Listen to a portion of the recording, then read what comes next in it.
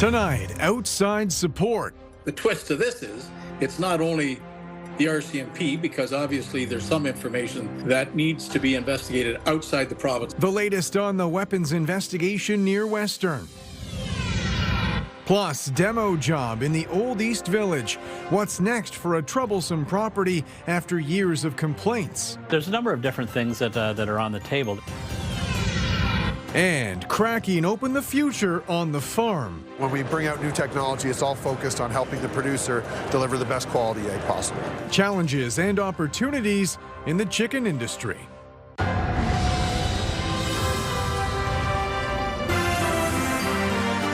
CTV News with Carlyle Fiset. Good evening. Thanks for joining us. We begin tonight with new developments in the weapons investigation near Western University. London police say the RCMP are involved, while new charges have been laid against one of the suspects. With the latest, here's Rita Ismail. Appearing by video from the Elgin Middlesex Detention Centre, Zekun Wang had a calm demeanor throughout the roughly 15-minute hearing. When asked to confirm his identity, Wang responded in English, although a Mandarin interpreter has been ordered for his next court appearance. Wang is now facing 4 new charges in relation to the alleged improper storage and possession of a handgun, as well as the alleged unauthorized manufacture of a firearm. The investigation began nearly 2 weeks ago after a trespassing arrest at Western University led police to a loaded handgun. Officers later searched a nearby residence on Chesham Avenue where hazardous chemicals capable of being used to create explosives were discovered. Since then, additional search warrants have been executed in Ottawa and Gatineau. London Police now confirming the RCMP has been notified and is providing support in the investigation. It's not unusual in an investigation that you involve another police service, QPP, or the RCMP, who are involved mainly in policing out west, to help the investigation. Now, the twist to this is it's not only the RCMP, because obviously there's some information that needs to be investigated outside the province of Ontario, but it's the Integrated National Security Enforcement team that's involved, that deals predominantly with, investigating, disrupting, and preventing terrorism. Meanwhile, a video on YouTube, which appears to be published by one of the accused 3 months ago, shows a pitch of a startup called Moore's Lab. We are building a mobile and low-cost system capable of detecting and defeating micro and mini uncrewed aerial systems using thermal AI neural networks in an energetic-driven electromagnetic pulse. Several of the accused appear in the video. However, it's unclear how this project is connected to the police investigation. My name is Jerry Tong. I studied integrated engineering at Western University. During my undergrad, I founded a 3D printing business which participated in Western's PSI Summer Accelerator. A publication ban remains in place on much of the evidence in this case, limiting what can be publicly reported. All 4 of the accused remain in custody and are scheduled to return to court later this month. Rita Ismail, CTV News. Residents of a townhouse complex in Sarnia say they're facing eviction notices from the same property owner trying to remove tenants in Chatham, Kent and Tillsonburg. However, as Brian Bicknell reports, one legal expert says they don't have to go anywhere anytime soon. I can't afford the rents that are out there now. I can't afford it. Jody Rand is worried sick. She's about to lose her home. I honestly don't know what I'm going to do. I'm slightly disabled, so I have a hard time walking and everything. And, now I'm expected to pack up a house and move a house and do all these things. How? A tenant of this townhouse complex on Exmouth Street in Sarnia, she recently received word from her new landlord she has to move out because her place is being renovated and asbestos has to be removed. This is the first time ever hearing about it. She says all 13 tenants in the 41-unit complex received the same letter. We have to be out by the end of May, and if we would like a cash for keys deal, they're offering us $5,000 to be out by the end of March. In the past week, CTV News has reported on tenants in buildings in Chatham, Kent and Tillsonburg who received the same notices from the same property owner. Douglas Kwan with the Advocacy Center for Tenants says tenants can only be ordered out pending the outcome of a legal tribunal. Understand that these letters are just merely letters that without any power to actually end your tenancy. In order to end the tenancy, they need to prove their case at the Landlord and Tenant Board. So my advice to all the tenants is to get proper legal advice from their local legal clinic so they can know their rights and to properly respond to these threats. In the meantime, some tenants have enlisted the support of City Councillor Bill Dennis. He's filed a notice of motion calling for a bylaw to prevent rent evictions. We have to protect our most vulnerable, and if we don't, we're going to see a lot more of this happen, and it's just going to cause all sorts of social problems. Once again, we reached out to the name on the real estate company's correspondence, claiming to be the owner and the director of the company, Rex Brondile. We were hoping to get an interview to respond to these allegations of rent eviction, but we didn't get a response. As for Jody Rand, she just wants to stay in the place she's called home for 15 years. Is this my home? Brian Bicknell, CTV News.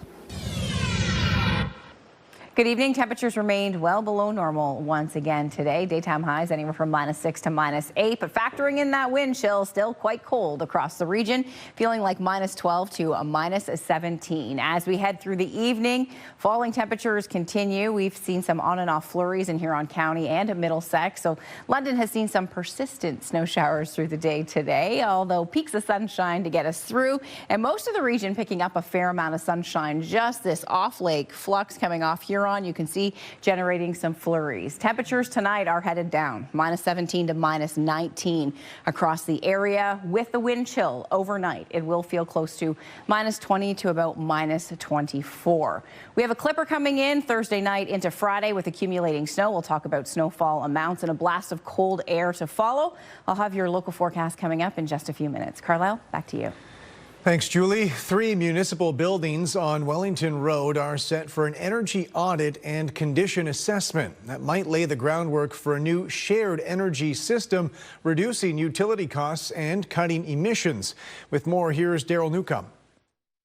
The close proximity of 3 municipal buildings on Wellington Road, Dearness Home, Fire Hall 9, and the Welcome Center, might provide a prime opportunity for City Hall to install a so-called micro-district energy system. If you have a cluster of buildings close together and you're able to provide them with electricity or with heat, it's more efficient that way, it's more reliable, and so we've had discussions in the past at Council and with London Hydro at looking at opportunities where we could build this kind of system. And it's no longer just an idea. This week, a council committee debated entering into a grant agreement with the Federation of Canadian Municipalities to investigate long-term energy efficiency improvements at 9 city-owned buildings, including the 3 on Wellington.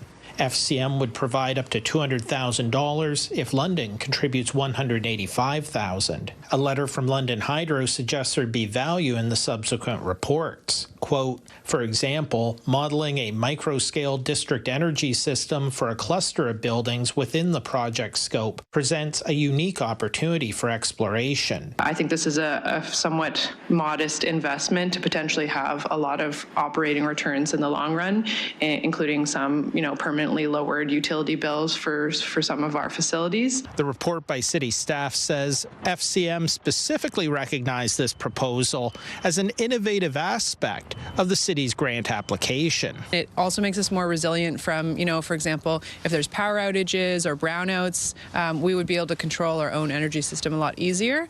And I think that's important in long-term care homes. There's no current timeline or budget for a shared energy system, but the energy audits and feasibility studies of the municipal buildings are a necessary first step. This will provide us that roadmap, and again, somebody else is willing to help pay for it, so I think it's a win for Londoners. Council will consider entering into the Green Municipal Fund grant agreement with FCM on February 10th. Daryl Newcomb, CTV News. Provincial police say they've charged a teenager from Norfolk County after the sudden death of a baby. According to police, officers were called to a home in Port Rowan back in November where they found the body of an infant.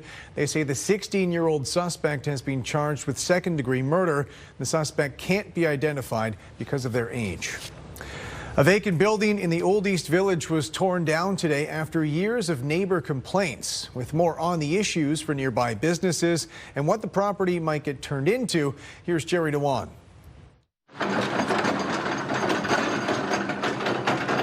It didn't take long to level the former bank at Dundas and Lyle.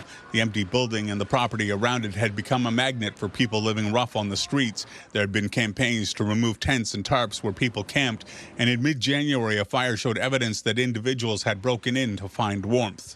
Okay, that comes with the pasta salad. Barb Cizic owns Unique Food Attitudes, which specializes in Polish cuisines. The restaurant sits just east of the demolition zone. She bought her property after hearing discussions of renewal in the Old East Village. When I purchased this building 16 years ago, there was a bright future that I saw. I'm sorry, but after 14 years, that future, well, it didn't happen yet. Still, Cizic maintains a dedicated customer base despite the challenges.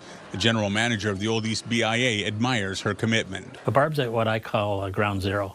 I mean, she's in the hottest spot when it comes to our district for the street crisis that we have with the open drug use, with the addictions and mental health. Demolition work was supposed to start sooner, but Morrison says there were a number of delays. The last hurdle they had was getting a fence permit to go around the property while they were taking down the old bank. But I'm getting nothing but positives when it comes to comments and feedback from those in the neighborhood. The property owner, Medallion Corporation, already has a number of residential towers in the area. Kevin Morrison says he's had discussions with representatives from Medallion about their plans for the future of this property, and he's encouraged by what he's hearing. There's a number of different things that are on the table. They certainly want to meet with me because Medallion really wants to step up and be a part of this neighborhood. Cizic hopes the demolition signals the renewal she still believes is possible, not only for her business, but for others in the area. There are a lot of good businesses going on here and people doing great things. But Cizic believes the city can do more to support the Old East Village. Jerry Dewan, CTV News. Chicken farmers from across Canada are in London this week for the National Poultry Show. They're all gathering here amid regional concerns over avian flu outbreaks and other issues impacting the industry. With more, here's Sean Irvin. It is a show about chickens and eggs, but you won't find any live examples here. With ongoing outbreaks of avian flu, the National Poultry Show is taking steps to protect its product. Avian influenza, is one of the biggest challenges we've ever faced, and that's why it's so important for farmers to do that biosecurity. And even at this show, as you said, signs outside, making sure that farmers are adhering to all the biosecurity protocols, because we don't want to spread that disease. While the flu risk is not discredited, the vast majority of 200 million chickens produced in Ontario enter the province's food supply. The prices of both chicken and eggs have been rising, but the industry claims it is protecting Canadian consumers. You see in the States, they had egg prices, really exploded last year. Well, that really didn't happen in Canada, and I think it was the benefits of supply management that really helped Canadian consumers.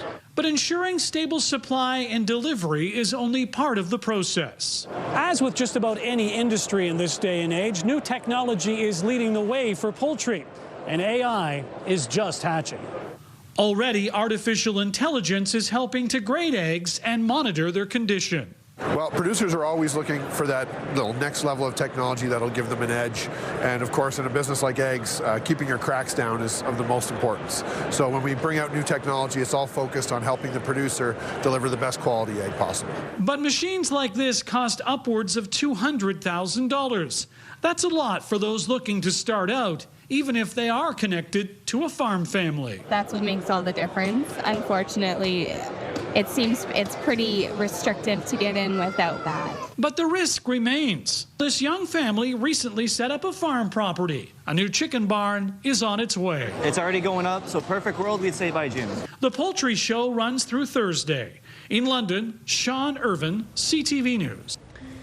Former Prime Minister Stephen Harper says Liberals and Conservatives should come together in the face of Alberta separatism and punishing American tariffs. To that end, Mark Carney has been meeting with other party leaders, including Pierre Poilievre, today. With more on that, here's Mike Lecouture. Good to see you. This is not hope. This is not hope over here. Well, look at this. The Conservative leader with a dig at his Liberal colleagues ahead of a meeting with the Prime Minister. We have been working to fast track anything that we believe, however modest, might make life a little more affordable, a little safer, and our economy a little stronger. So it's he that is holding up the show. A senior government source tells CTV News the Prime Minister was hoping to talk about nation-building measures, something the Liberal government feels is critical as Canada prepares for the review of CUSMA. In fact, we need to work together. Conservative MP Jamil Javani, meanwhile, is heading to Washington this week on a solo mission to improve trade relations between Canada and the U.S. He's a longtime friend of U.S. Vice President J.D. Vance. I haven't talked to him in about a year about those issues. I would like to use that relationship for the good of the country, but I also don't want to interfere in what the Prime Minister's doing. Javani was pushing for a meeting with the Prime Minister, but he did get one with the Minister in charge of Canada-U.S. trade. Minister LeBlanc gave a briefing to Mr. Javani, who I don't believe is the trade critic for the opposition, certainly not the Minister of International Trade, nor the Prime Minister. But some members of Cabinet are casting doubt on whether Javani can or will help. I really hope that he spoke about the closure of GM in his writing, because Ingersoll has been closed for now 4 months, and I haven't heard him once. While a number of Conservative MPs are confident Javani can use his contacts to make a difference, Poilievre says he told his MP the most important thing is to fight for the jobs in his community. Mike Lecouture, CTV News, Ottawa. A new initiative has launched in Exeter offering to pay for laundry services for anyone who can't otherwise afford them. With more on the project, here's Scott Miller. Mark Denemy drove by his friend's laundromat one morning and saw an unhoused man inside. He kind of explained to me that there's a little bit of an issue here where people aren't able to afford laundry, but at least they can be warm in this place. So then the wheels kind of got turning, and by probably 7:30 that morning, we had came to an agreement to start this Loonies for Laundry initiative where we can make sure that laundry wasn't a luxury for these people. The Exeter Lions and Sawyer's Dry Cleaning and Laundry have each contributed $600 to launch Loonies for Laundry, an initiative to help those that can't afford to pay to clean their clothes. It gives them something to look forward to that day, and then maybe put the right step forward for something, maybe a job interview that day, or something along those lines, that they can help themselves and a step in the right direction to help better themselves. Denemy says laundry is something most people take for granted, but for those living at or below the poverty line, it's a luxury. There was a student who fell in the springtime or in the fall and got a grass stain on his pants, and they relayed to the teachers that they were very upset because they weren't going to be able to get those out. That essentially laundry wasn't something they got to do in the luxury of their home or every day like most people. While an initiative like this may not have been used very much, say 4 or 5 years ago here in Exeter, there is a growing unhoused problem here in this community, as there is across all of Ontario. The $1,200 raised so far from the Lions and Sawyers will fund laundry punch cards that local schools and social organizations will distribute to those families that need it most. Loonies for Laundry donation jars are also set up at local businesses for those that want to help. And the idea is hopefully over time it funds itself and we can continue to help those people out. Solving homelessness is definitely the greater issue, but for now this is one step in the right direction to provide our community with at least the necessity of clean clothes. In Exeter, Scott Miller, CTV News. When we come back, it's the Tee Up with Brent Lail. We'll introduce you to a local sports tourism company building on success and looking to expand.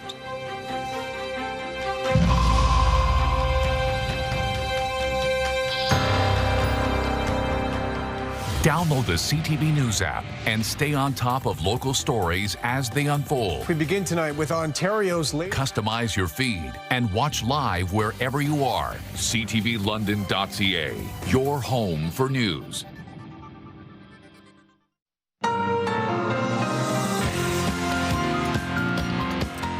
Welcome back. It's the Tee Up with Brent Lail and Brent. We're moments away from puck drop at Canada Life Place. The London Knights hosting the Kitchener Rangers. Yeah, London trails Kitchener in the Midwest Division, Carlyle. And for the first time since Memorial Cup champs Sam O'Reilly and Jared Woolley were traded to the Rangers, they'll face their former teammates.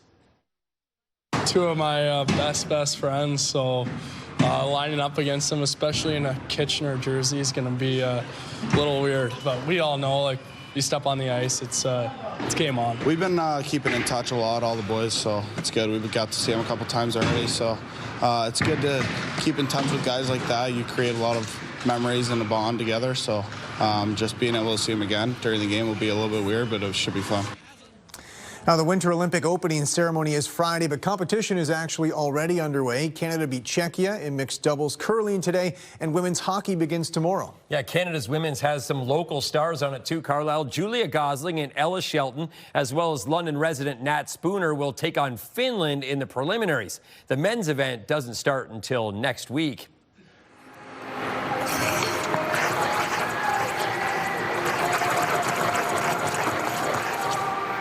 One local skater is dreaming of one day skating on the Olympic stage. 15-year-old Jack Davidson of London is competing starting tomorrow at the Skate Canada Trophy event in Halifax. The pre-novice skater who just started figure skating seriously 2 years ago will be competing against 38 others and making his second appearance for Team Ontario at the event. The experience will certainly help. Being able to feel that pressure, feel the situation, sort of you get to know what happens. So having that under my belt is going to be really nice for this season. I think I've improved a lot since last year, but I try to control the things that I can. So my jumps, my spins, and those kind of things, and just hope for the best. A London athlete is reaching new heights on multiple fronts, the football field and the track. Yeah, Jackson McKay is a superstar in every sense of the word. He's 19 years old, a likely future Olympian, and this past weekend competed in his first university heptathlon, and set a new U Sports record.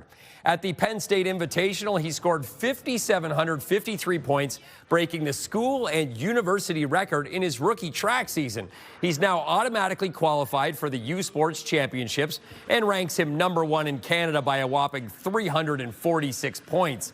It's also the fourth highest score in Canadian history by a U23 athlete, and he's only 19. The transition from junior heights and weights has been no issue. I came off a big injury in the football season, so honestly just kind of being able to compete again and train and throughout the last couple of months have helped a lot, and I was so excited to get back out there and kind of do track again. And I think that break kind of from football season helped a lot just with my body to recover. The strength circuits we've been doing have been helping a lot with my strength, and I think that is honestly the big reason why the transition was so smooth. And some breaking news this afternoon from track. London pole vaulter Alicia Newman has been provisionally suspended by the Athletics Integrity Unit for whereabouts failures. A notice of allegation has been issued by the AIU to Newman, and she could be facing a 1 to 2 year ban. After winning the Olympic bronze in 2024, she hasn't competed since May.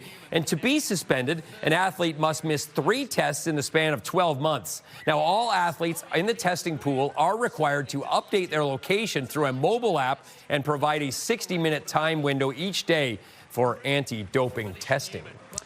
Finally, Brent, a local business success story providing technology and services for youth sports. Yeah, and they're one of London's most booming businesses and their most unheralded success stories. A local company who found an untapped market got in right at the right time. Now, Event Connect is the leader in behind-the-scenes side of youth sports.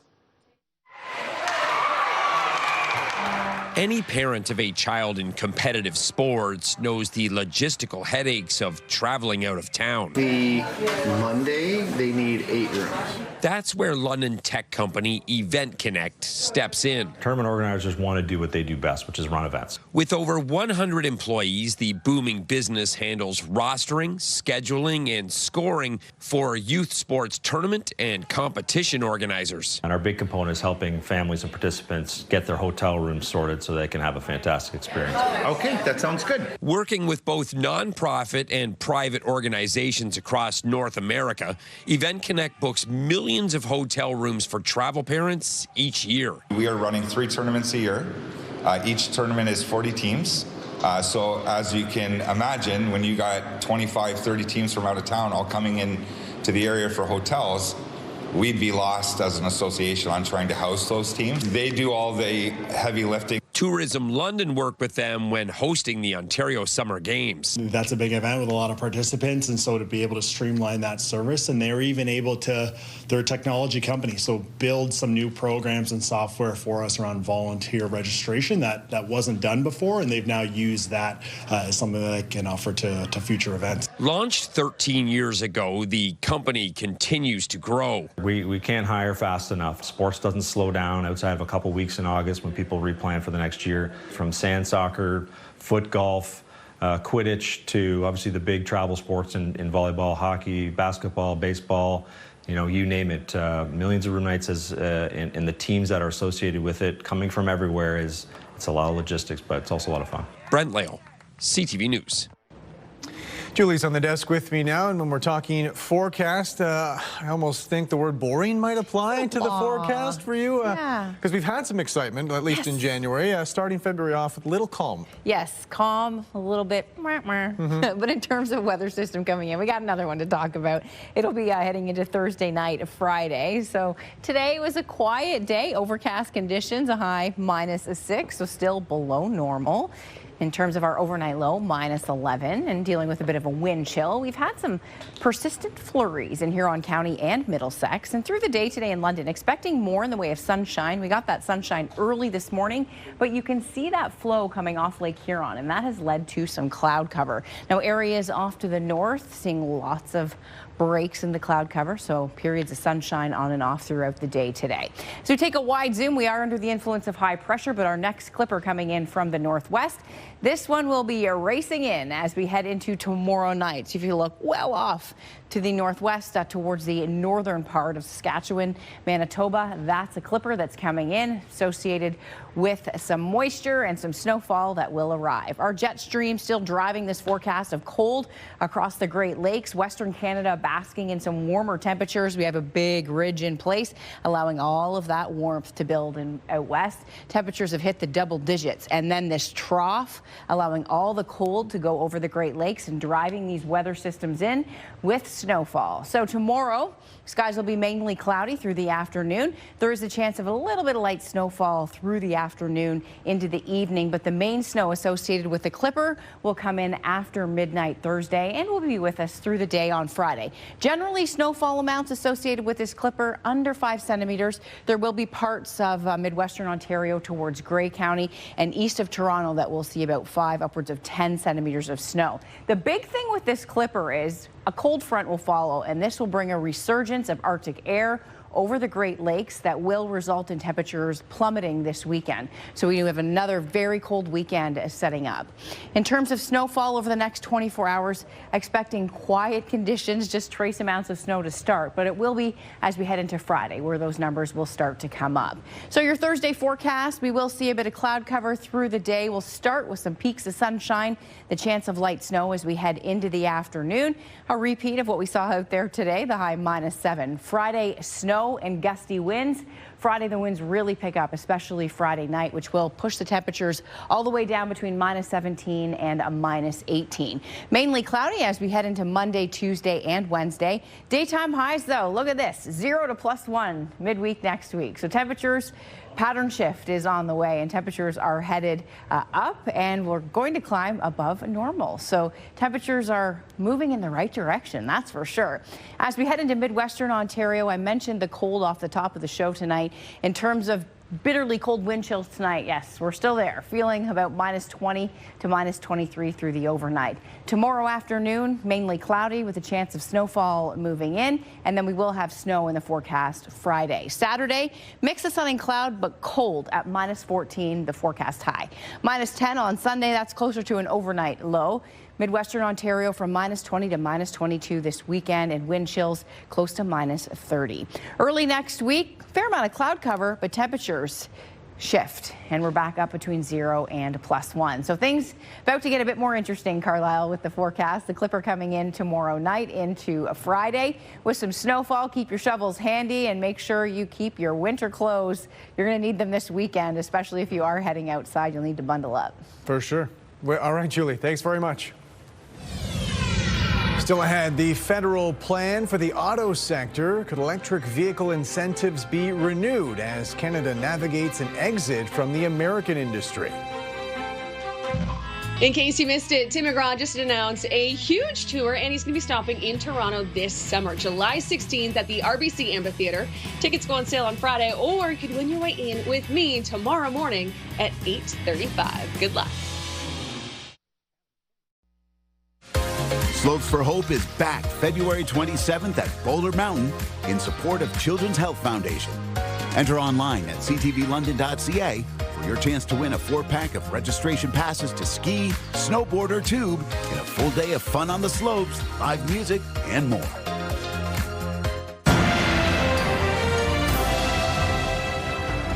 There's rampant speculation in Ottawa about the federal government's incoming strategy for the auto sector. Specifics are expected this week, providing direction for an industry under turmoil. Abigail Beeman reports. The auto strategy coming this week. Bringing back incentives for buying EVs was not in the last budget, but heading into cabinet, ministers wouldn't rule it out as part of the new auto strategy. We'll have more news on that to come. Yep. So it sounds like you're bringing it back. We'll have more news on that to come. The auto strategy is being worked on, and these are different conversations we're having. The industry minister also wouldn't say what will happen to the EV mandate, currently on pause. Sources tell CTV News the new strategy is expected Thursday. Melanie Joly said workers impacted by the loss of the third shift at the GM plant in Oshawa are at the core of new investments. It's important because we know our auto workers are right now feeling the brunt of the U.S. unjustified and unjustifiable tariffs. Industry experts say it's not just the uncertainty of American tariffs that hurt, but a lack of information about the deal to allow 49,000 Chinese EVs into the market, made during the Prime Minister's trip to Beijing. So we don't know what the parameters of that are, the guardrails around that are. So as opposed to more uncertainty, we need an auto strategy that provides certainty. And industry hopes something to boost demand after a focus on supply. The government have not done enough on the demand side. So on the demand side, we actually went backward. Incentives are important because today the current regime is to mandate the production side of it and to punish producers who don't achieve a certain percentage. Industry experts predict big changes coming to the EV mandate when the new auto strategy is rolled out, and are hoping it will allow industry to target Canadian demand after being hammered by White House tariffs. Abigail Beeman, CTV News, Ottawa. Opening day for Canada's Wonderland has been set for May 3rd. Officials with the amusement park say they've begun hiring ahead of the new season, looking to fill roughly 4,000 positions. They say jobs will be posted on their website throughout the month, and candidates can apply online.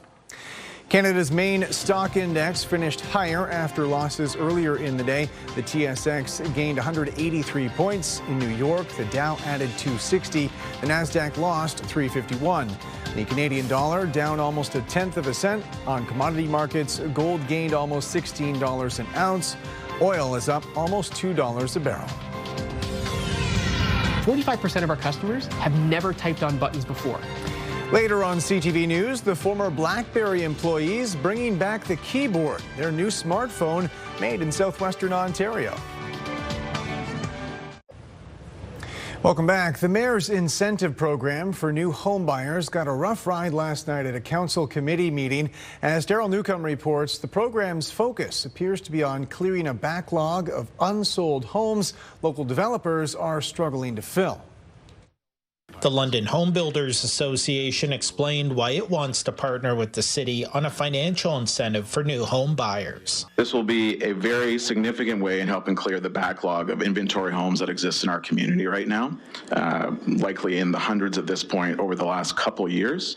This will help spur on new home construction. Mayor Josh Morgan pitched the incentive program during his State of the City address. Development charges would be reimbursed to home buyers of houses below $630,000. $30,000, a potential savings of between $22,000 and $50,000. Cost shared 60% from City Hall and 40% from the Home Builders Association. But focusing the program on the glut of newly built but unsold houses weighing on local developers didn't sit well with some councillors. A lot of public comment that I've heard that this is a windfall for the development industry. It's not a windfall for the development community. Yes, do they have some inventory that is sitting there? Sure, right? They do.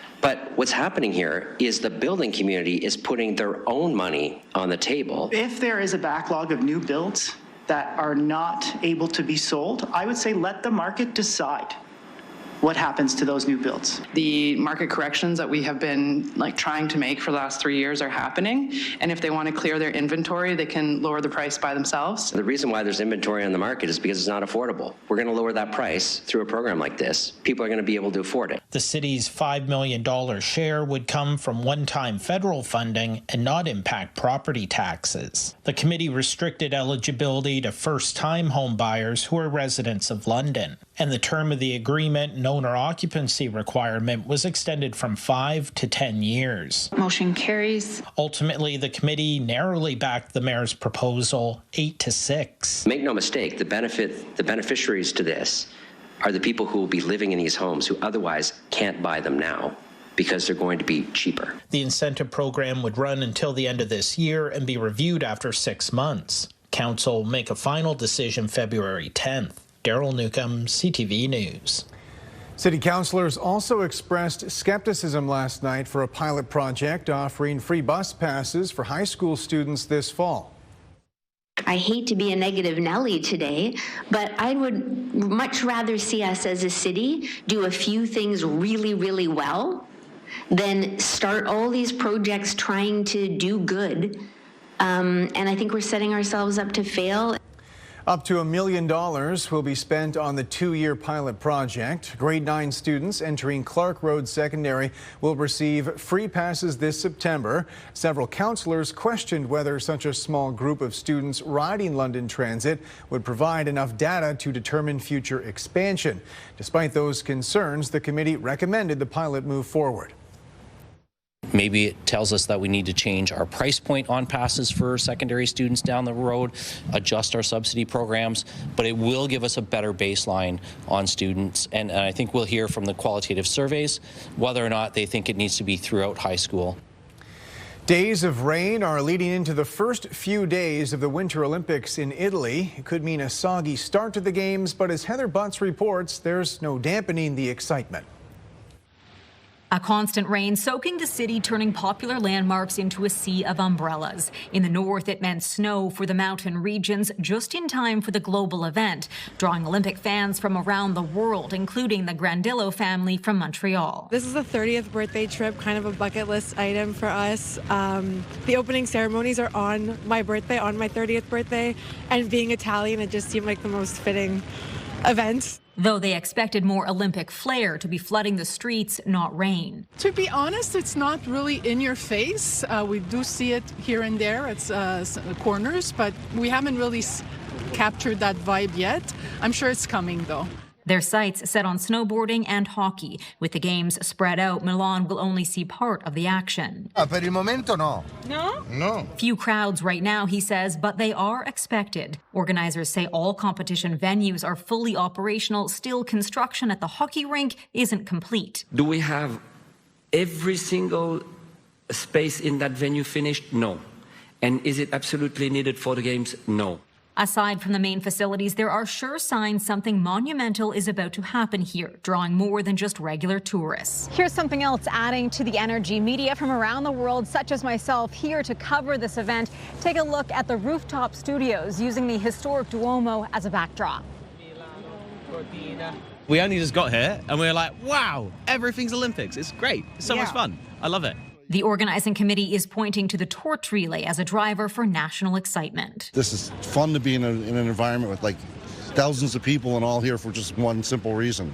It's fun. That momentum is also reflected in demand from spectators, with roughly 1.2 million event tickets already sold and only a limited number remaining for the opening ceremony. Heather Butts, CTV News, Milan. Tomorrow on CTV News, the Canadian Baseball Hall of Fame will reveal its inductees for the class of 2026. Who makes the cut in St. Mary's? Details tomorrow on CTV News at 6.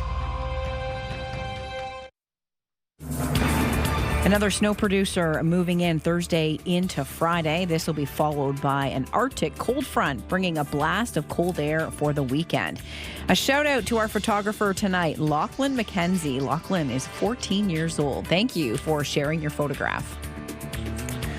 A warning for anyone planning travel to Cuba. The Caribbean island is dealing with power outages, communications issues, and supply shortages. With more, here's Adrian Gabriel.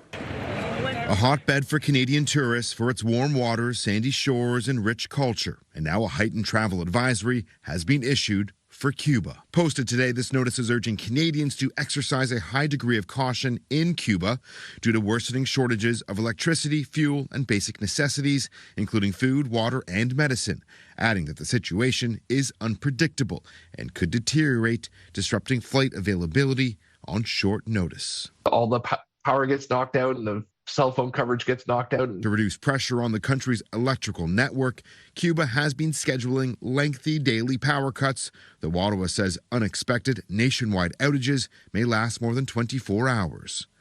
Between April 2023 and March 2024, roughly 700,000 Canadians traveled to Cuba, making it the country's fifth most popular travel destination. Canadians on the island should heed this advice, according to one tourism management professor. Take an actual paper copy of your passport, because if you run out of power, your phone may not work to show the picture of it. Bring along any extra medication. Once again, with your travel insurance, make sure what the cancellation policies actually are. Cuba is largely a cash-only island. The American dollar and euro are widely accepted, though the advisory warns of petty theft and to avoid showing large amounts of cash in public. For Canadians who are in Cuba or those with plans to still travel there, you're being advised to go online and sign up with Registration for Canadians Abroad. It may also be a good idea to keep the phone number for the embassy in Havana on hand. Adrian Gabriel, CTV News, Toronto. Children's health researchers say they're growing concerned over head injuries, recommending helmets for anyone going tobogganing.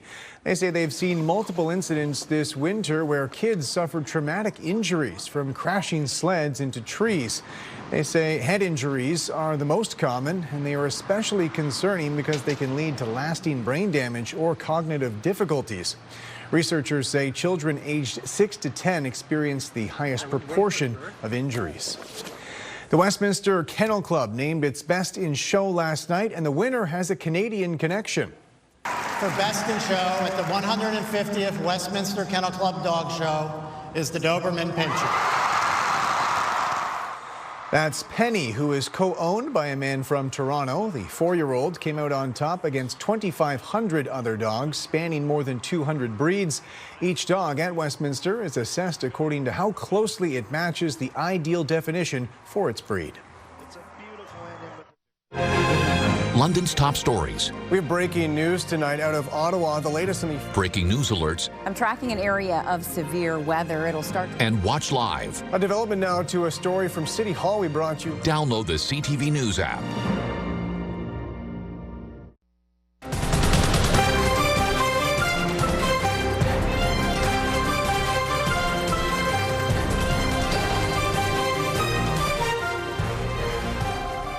Finally tonight, a new smartphone leaning in on old tech. It was developed in southwestern Ontario, hoping the feeling of a physical keyboard clicks with customers. With more, here's Spencer Turcott. It's been quite some time since people were walking around with phones like this, the BlackBerry. But some former BlackBerry employees are bringing smartphone keyboards back in a new way through their company, Clicks. We started in 2024 with the Clicks keyboard case. Smartphones have become really good at a lot of things, but when you're good at everything, you're not great at anything in particular. Clicks co-founder Jeff Gadway wanted to be great at one thing, physical phone keyboards. Over the last couple years, they've come out with a couple iterations like the Power Keyboard. A power bank that goes on the back of your phone But with a slide-out keyboard, whether it's the auditory feedback or the actual feeling of the buttons underneath your thumbs, you can type with more confidence, more precision, and just do more on your phone on the go and not have to wait to get back to your desk. Gadway's team has taken it a step further, though, making an entirely new phone that incorporates a physical keyboard. The keys here you'll see are kind of ergonomically contoured. They've called it the Communicator, a standalone phone with an emphasis on messaging and productivity. What we've found is that there's a group of people today that really want to be better at communicating, taking action, avoiding distraction, doing versus doom scrolling. Aside from the keyboard, it has a rear camera, 3.5mm audio jack, operates on Android 16, and has the Google Play Store. But its messaging and productivity apps are in focus. The idea being that the Communicator can be a second phone or even a work phone with your typical smartphone geared towards content and, in turn, more distractions. What we've done is built a signal light into the prompt key here on the side.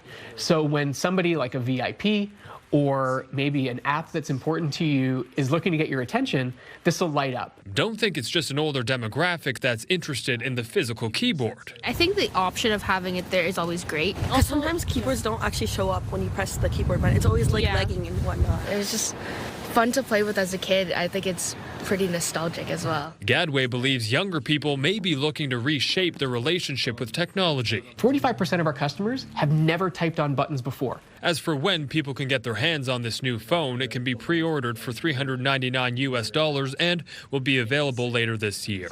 The hope being the keyboard resurgence sticks or clicks. Spencer Turcott, CTV News, Kitchener. That's it for us. Thanks for watching. For your latest local headlines, you can always head to our website. I'm back tonight with your late news at 11. Bye for now.